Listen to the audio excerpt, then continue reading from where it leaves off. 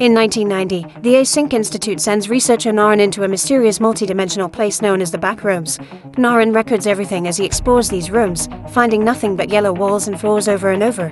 Eventually he notices some cables and follows them until he sees a tripod and some boxes. The room behind them has all sorts of equipment, and Naren pushes some boxes to block the entrance. Then he uses the radio to try to contact headquarters, explaining that this is the furthest he's been but he's lost his teammates. He also says that there's something else here, so he wants to be rescued. Suddenly he hears a weird noise and sees a bird crashing into a wall. When he tries to check on it, the bird flies away. Afterward, Naren keeps exploring and finds more objects instead of empty rooms. Many of them are unfinished or stuck to the walls.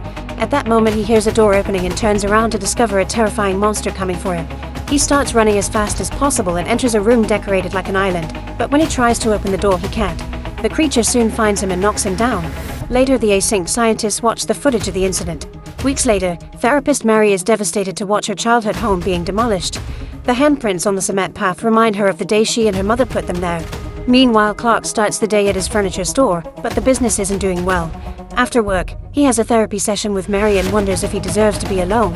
To help him open up, Mary does a roleplay exercise with him and plays his wife, who kicked him out of the house after another argument about his alcoholism.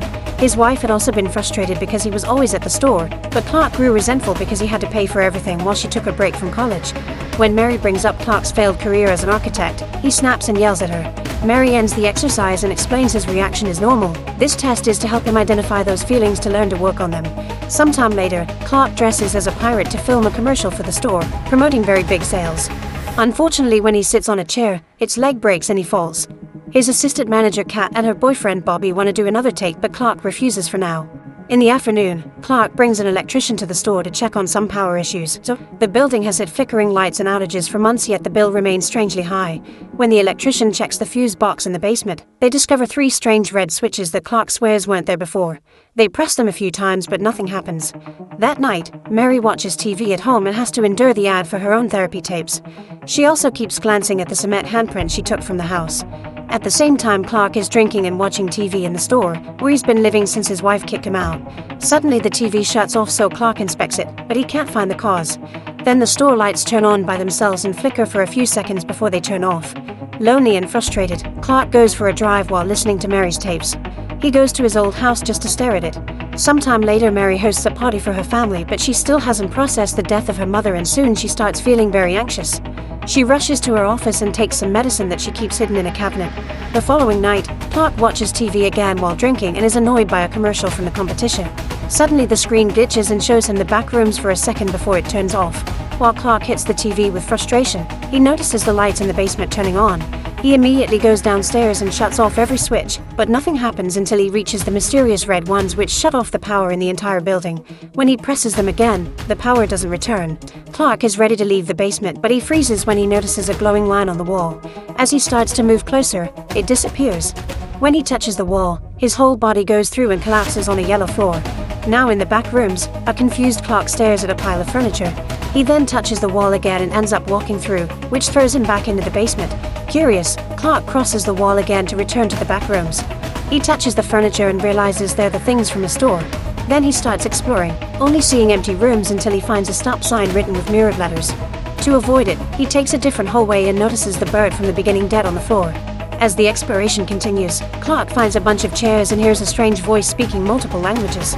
He follows the noise until he discovers that it comes from a cutout with a recorder.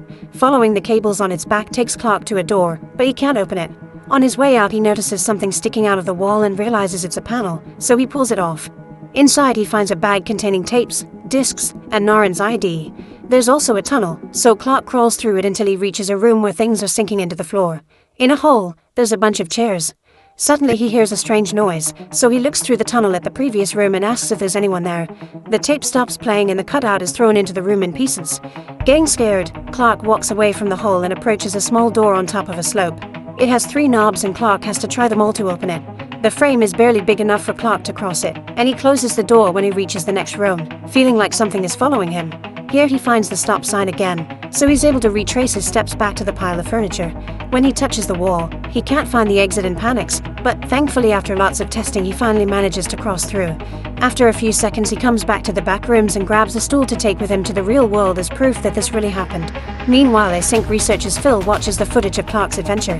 During his next therapy session, Clark tells Mary that he hasn't drunk in 3 days and desperately shares what happened, even showing her a map he drew of the back rooms. Mary doesn't believe him and thinks it's a side effect of withdrawal, so Clark takes back the map and swears to prove his story. Afterward, Clark visits Kat and Bobby, saying he needs help with a project and even agreeing to pay them. The next day, Clark takes the duo to the basement and makes Bobby film everything. After putting some supplies in a bag and marking the spot on the wall, he quickly goes through it, leaving the others in shock. They can hear Clark's voice on the other side asking them to cross too, but Kat refuses because she thinks it's dangerous. Bobby is curious, so he follows Clark and gets so excited at the sight of the back rooms that he convinces Kat to come too. They start exploring the area and Bobby makes sure to put every room on camera. When they find a dark tunnel, Clark ties Bobby to a bed before sending him down. The tunnel gets narrower as he moves, so Bobby starts crawling to reach the room at the end. There are piles of laundry everywhere and a really nasty smell. In the neighboring room, Bobby notices flickering lights. He wants to check the place out, but the rope isn't long enough for him to reach it. Suddenly a terrifying creature appears in the other room and Bobby immediately starts climbing up the tunnel, telling his friends to pull him up. When he reunites with them, he tells them what he saw but is interrupted by the rope trying to pull him back into the tunnel.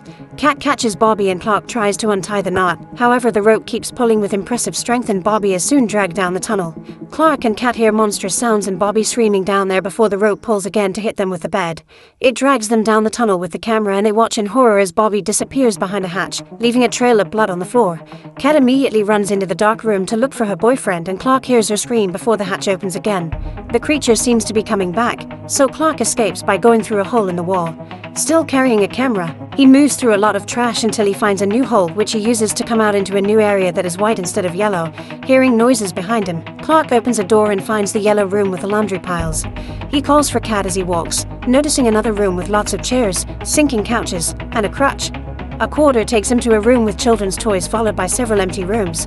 Clark opens the first door he sees and rushes through it, only to find a Christmas tree playing music and surrounded by mannequins sinking into the floor. Behind the tree, Clark finds a person on a chair and says hello. This person turns on a lamp and reveals he's missing half his body. Then a deformed woman appears in the room and comes after him, so Clark starts running. As he crosses different areas, he sees more Christmas decorations in the front of a house. When he goes through the door, he ends up in a bathroom. After slipping on some water, Clark keeps moving and finds some pools. At that moment he hears Kat behind the wall, so he puts the camera down and tries to find a way to help her. Then something enters the room and grabs the camera. A flashback shows Mary's childhood. Her mother was mentally ill, so the house was always dirty and all the windows were covered with newspapers. One day little Mary tried to open the window, but her mother caught her red-handed and scolded her, reminding her to never go outside because it isn't safe. When the door suddenly was blown up, adult Mary wakes up from this dream. She stares at the cement handprint before she hears her phone ring, but she lets the answering machine take it. Clark leaves a message saying he's never coming back. Meanwhile, Phil watches TV with his family when the ad break plays Clark's pirate commercial. Phil is in shock because he immediately recognizes him. Moments later, Mary arrives at the store, which is empty. There are many envelopes under the door, suggesting nobody has been here for days. She goes inside and calls for Clark to no avail. When she notices the basement lights flickering, she goes downstairs and finds a board with the map he showed her. She also notices the marks on the wall and is shocked to watch a fly disappear into it.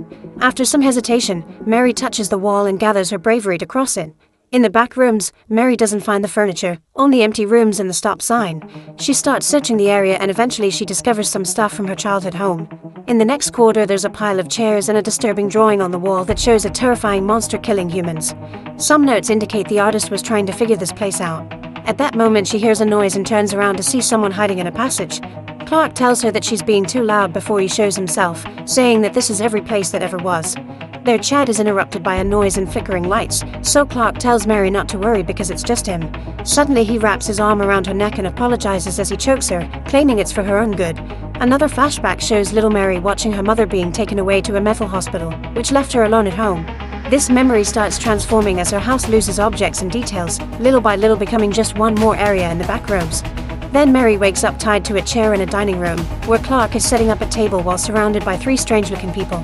He says this is a mess but kind of beautiful. He also explains that everything here is built by the backrooms based on the visitors' memories. The more they rebuild them, the more distorted they become. Clark thinks they're an improvement of the original because they can't feel pain, which he proves by stabbing a man. According to Clark, feeling no fear or regrets and only existing like furniture must be amazing. Then he starts pulling pieces of the man's stomach, revealing stuffing instead of flesh. Clark serves the pieces on the plates and says this can be eaten before opening the fridge to reveal Kat's head. A desperate Mary begs Clark to let her go, promising to help him with anything he needs.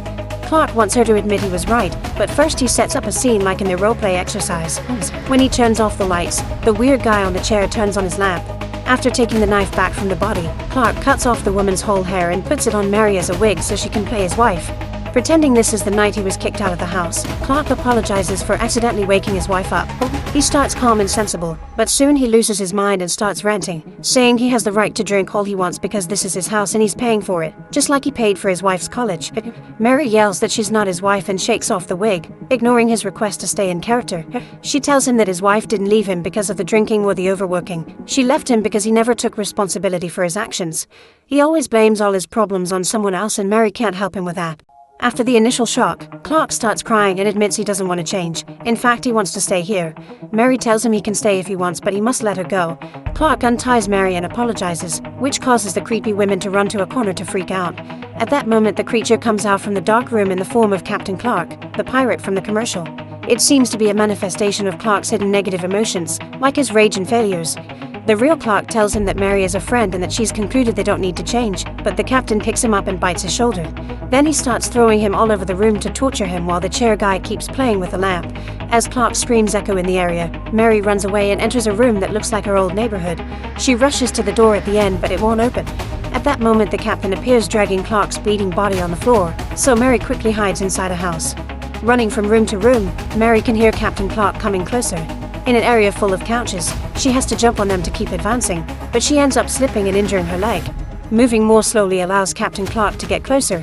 Soon Mary reaches a corridor and hops her way to the door, which won't open. As the creature comes closer, Mary crawls through the doggy door and enters a different room to dodge the monster's hand just in time. When Mary looks around, she discovers she's standing on the edge of an atrium and she can see the rest of the back rooms. Since the creature is hitting the door to break it, Mary tries to move fast but also carefully. She manages to crawl up some stairs and opens a door on the ceiling, which comes off and falls into the abyss. Passing through the resulting hole takes Mary to a nice-looking room with the store's furniture. Here she climbs more stairs and reaches an open area that makes her realize this is a flawed copy of the store. She rushes to the exit door only to find it blocked. At that moment, Captain Clark arrives, so Mary uses a coat rack to break his wooden leg to make him fall. Then she tries to run away but accidentally bumps into the cutout, which activates an alarm and causes a bunch of extinguishers to start filling the room with fog.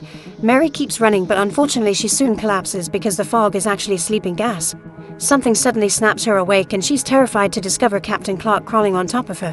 Mary blocks his face with a hand while the other pulls out the cement handprint from her pocket. Then she uses it to repeatedly hit the monster in the head until it breaks. Afterward, Mary runs into an extremely narrow passage in the wall where Captain Clark can't reach her. She runs to the next door only to be knocked out with gas by async workers in hazmat suits. Mary looks back but doesn't see the monster in the passage before collapsing. The men drag her out of the room and drop her in front of a group of scientists. Sometime later, Mary's body is scanned. As the men guide her through their facility, she discovers they've retrieved the monster's body too. Behind a door, there are countless copies of the cutout. Eventually, she's left alone with Phil, who asks her lots of questions. Mary confirms she found the rooms in the furniture store but refuses to say more when Phil shows her a screenshot of the footage with Clark and the censored creature. Then Phil explains that his company used to build MRI machines until they found the back rooms. Now he spends his days researching and creating a map. He wants Mary to share her experience, but she dissociates to stop listening to him. Different shots of the back room show all the rooms, including one with Mary's therapy tapes and another full of missing posters for Kat and Bobby. Eventually, it's revealed that Mary is actually there, frozen on her chair while her body slowly mutates.